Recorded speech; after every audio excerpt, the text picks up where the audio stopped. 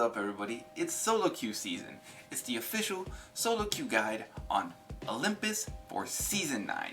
We're gonna cover everything you guys are gonna have to know to have a better time, make it more efficient, gain a ton of RP as solo queuers. We're gonna break down playstyles, legends, communication, ratting, all of that stuff. So remember to stay tuned through the whole video so you don't miss any of the great, amazing tips.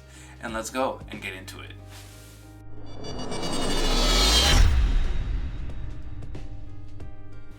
Let's begin with what I always believe is the most important tip that I can give any solo queuer, and it's why I always start my solo queue guides with this tip, and it is my mental health tip. You know, solo queuing is rough, especially if you hit a new rank for the first time and you're trying to climb it. You're dealing with enemies, the skill jump, and your teammates. You know, or you could even be one of my experienced solo queue warriors that watches this. But remember, it's okay to take breaks. It's okay if you play a few games and maybe they don't go your way and you have to take a break. It's okay. No one's gonna judge you for that. I found in ranked, when it goes bad, it goes bad. You know, and it's hard to recover from consistently taking L's while getting trash talk from your randoms, you know, because you don't make dumb decisions they do. So that gets into you, you know, you don't need to full send and die in a blaze of glory because their dumb plan of landing with 5 teams. It's like all that takes a toll on you, you know? And especially if they do become the terrible teammates that then trash talk you, say everything in the book, say the worst things you could ever hear from people, you know, it takes a mental toll. So with all that being said, all that stuff can affect your mood. It can really put you in a bad spot really fast. And you know, it can really affect how you feel about yourself. So remember that you're cracked. It's just a game. And there's going to be always more days to get RP. So if it's just not your day, or your teammates just ain't it, remember, you can step away because your mind will thank you and so will your RP. It'll always be there and you can always pick it up another day in your health and you'll be just much better for it. So remember guys, take mental breaks if you guys need to because solo queuing can be rough sometimes. So now let's get into the best legends for solo queuing. So in my rank guide, which you will see a thumbnail appear here somewhere, I talked about in general comps you should play, and I do touch on my solo queue legends that really I've been playing and I've found to be successful. So here I'm going to give you my top 3 solo queue legends that I believe you should be running on this season of Olympus. So I really think that you should be running the movement legends or Jibby, but I'm going to give you my top 2 movement legends and then we're going to talk about why Jibby. So first of all, we're going to go Octane. The Octane, he's been the best legend for a minute and he still is. And he's the best solo queue legend. The jump pad is clutch. Stim can be great for closing down on weak opponents or also those quick getaways so you can maybe pop another shield bat or something of that nature while in a 3v3. While also the stim and the jump pad are great for just getting away, being able to rat or just getting to a safe spot or getting your full team out. So all that stuff is great. Now, Loba. This one might come as a surprise to some people, not to the people that have been watching my live streams because they've seen me playing Loba, but Loba is kind of in the same concept of Octane. Her bracelet is much improved. It can give you amazing movement without losing that momentum because of how the bracelet's been reworked. So it feels really nice. And obviously instead of having the jump pad of moving the whole team and that benefit, the benefit of Loba is that you can give even the worst teammates in the game, you can give them their exact preferred loadout with her ulti, and you can get that fairly often, so you can at the very least always have your bad or subpar teammates have exactly what they need so that they can at least do the most that they can in their fights. While her bracelet and her movement allows you to be loaded up as well with the loot that you want, and her bracelet allows you to rat because you can get away from people very fast in the middle of a fight and stuff. And now let's talk about Jibby, the last one. It could confuse a few of you. Be like, what Jibby? You're talking about movement ledge. Well, the bubble is super clutch with the fast res. You know, teammates on Olympus can get knocked really fast from far away since there's a lot of open areas, or you have to rotate into open areas.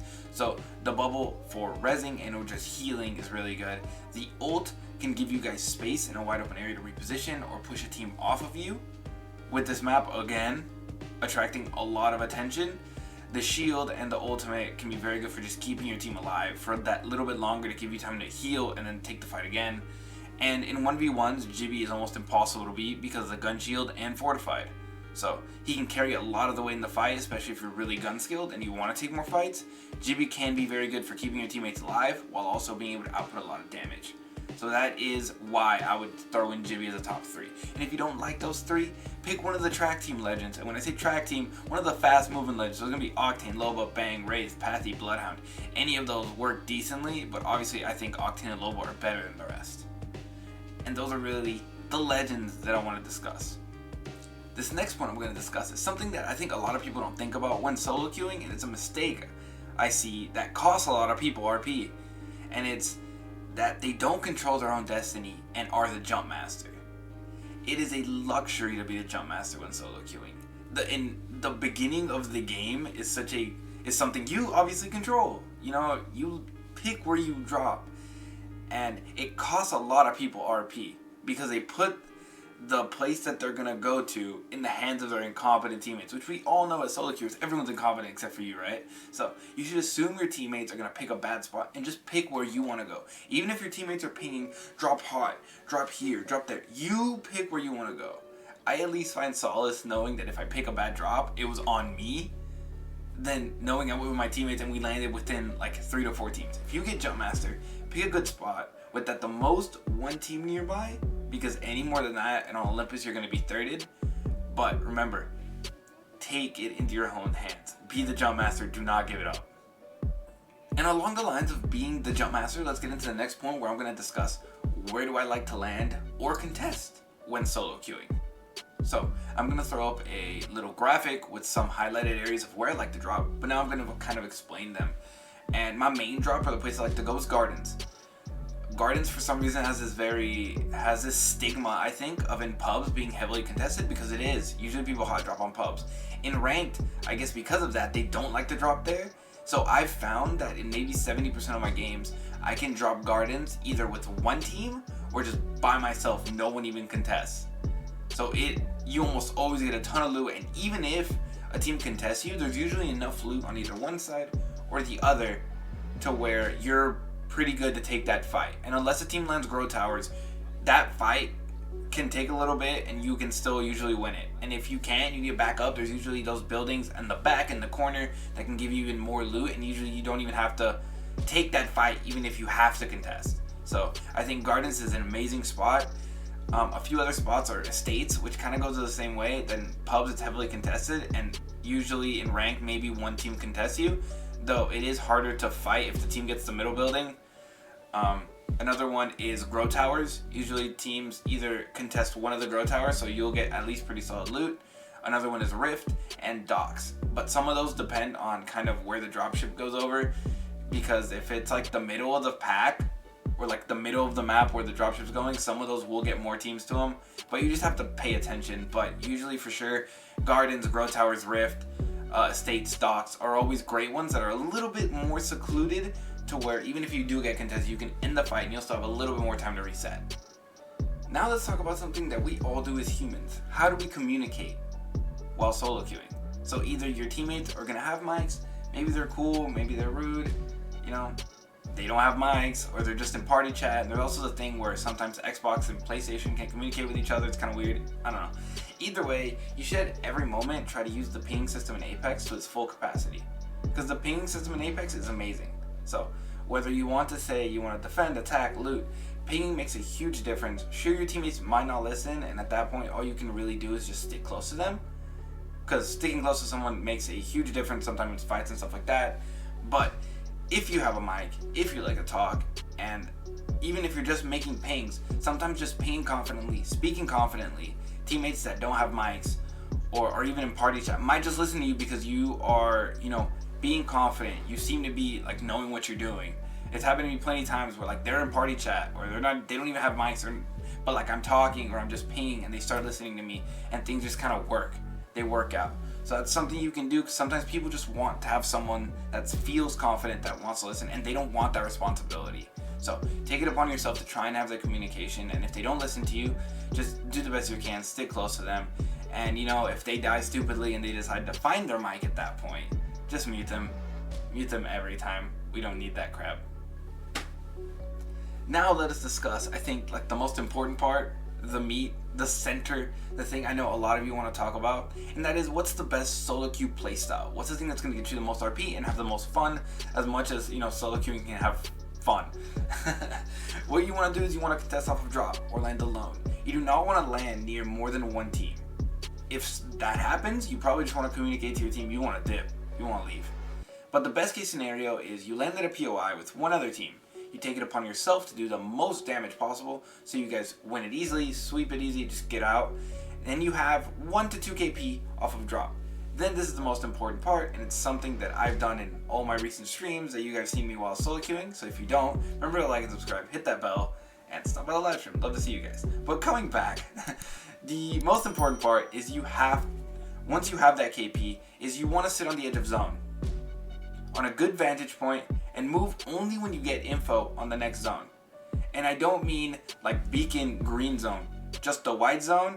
And then once ring closes and you're chilling on edge and you get that next zone, then you maybe start considering rotating, especially if there's maybe teams around. But you want to just stay on edge with your back to zone as much as possible. You want to sit on a good vantage point, and you don't want to move to the center or move 2 zones into the center. You want to be edge chilling, not fighting, waiting for teams to drop, so your 1 to 2 KP becomes more valuable. Then usually you're on 3rd zone with maybe 8 squads, which are not going to be full squads usually. It's like 9 squads, but 18 people left, 19 people. This is where you can look to play a little more aggressive, as, you know, dying at this point, the points you're going to lose are very low, and you might even gain a few points. So, and at that point, you can really capitalize on the KP you already have in case you die. So, I support this playstyle, you know, even if you don't have any KP. The point is, on Olympus, you have to be patient and wait for your moment. Because it's something that I say at this point. At this point and on this channel, the most important thing is winning, not getting a ton of KP. If you win with 4 KP, that's better than dying with 8 KP, 7th place, 6th place. On Olympus, you don't want to fight a lot. In ranked, you don't ever want to overfight. You want to get your KP, you want to wait for your moment, and especially on Olympus, you want to sit edge, you don't want to be in the center, and then you want to clean up around the edge. Whether if it's a duo or solo, you can usually get 1 or 2 little rats, and then you fight for the win late in the game with the best position you can find. And that's, I think, the best playstyle. But with the best playstyle, there's going to be games that just don't go your way. So I have to address this. And what do I mean? What am I addressing? Ratting. What if that early fight you take, you guys get thirded, you just get rolled? Always have in your mind your escape plan. If your teammates are just doing terrible, they're getting no knocks, and you guys just, you can tell it's like a 2v1, 3v1, and they didn't do any damage. This is why you played Loba Octane, one of those legends. You just get out of there. You don't force a 2v1 or risk getting thirded. You want to protect your RP. You want to be selfish, and you want to get out. It is perfectly okay to go rat regardless of the stupid stuff your teammates may say. This is where you mute them as you're running. It's the technique of while you're running away, you're muting them. You will never, and I repeat, like, you will never rank up as a solo queuer if you don't ever rat. No one can afford to lose max KP all the time because your KP, your RP is so valuable. It is so valuable. Once you make the decision to rat, go for it. Mute your teammates and don't look back. Never as a solo queuer, go back to get banners. Don't feel bad for it. Trust me, going to go get banners usually just gets you killed. Like, I felt bad before and I've done it, and I always tell myself, don't feel bad. Like, this is my RP. I don't want to lose minus 48, minus 36, back to back to back, because you can't recover from that. You just really can't. You want to follow this phrase. You want to maximize your good games, minimize your bad games. So let's explain. So in the event you have 1 to 2 KP off of drop, you want to live as long as possible, take as little risks as possible, because you want to milk what you already have. You want to play safe and maximize that RP until you need to fight later in the game. And in the bad games where your teammates suck, you want to minimize the RP lost, so you don't lose 48. This is where you want to rat and at least have it. Trust me, it takes a huge difference in higher level lobbies where maybe gaining 52 RP as a solo queuer feels like an amazing task and took 18 minutes of your life. But losing minus 48 is so easy and can take a minute. And that hurts, and it mentally hurts. So remember this phrase, be selfish about your RP. And this is everything you really need to know about solo queuing on Olympus for this season. With that, guys, we're gonna wrap up this video. I hope you guys enjoyed all these tips. If you guys actually want to see me implement a lot of these tips in person, live, check me out on YouTube Live. Hit that bell, subscribe, and you guys get notifications for when I go live next. And you guys can be there, hang out, and watch me solo queue to masters. But again, guys, I hope you guys have a great time solo queuing. Keep your head on straight, implement all these tips, and you guys are going to be able to get to whatever rank you guys want to achieve. So thank you guys, and I'll see you guys at the next video.